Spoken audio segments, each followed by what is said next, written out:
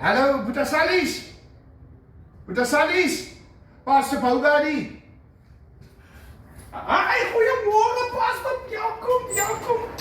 Morgen, broer Salis. Man van God, welkom bij Boeta Salis. Baie dankie. Kom maar, pastor, kom maar hier.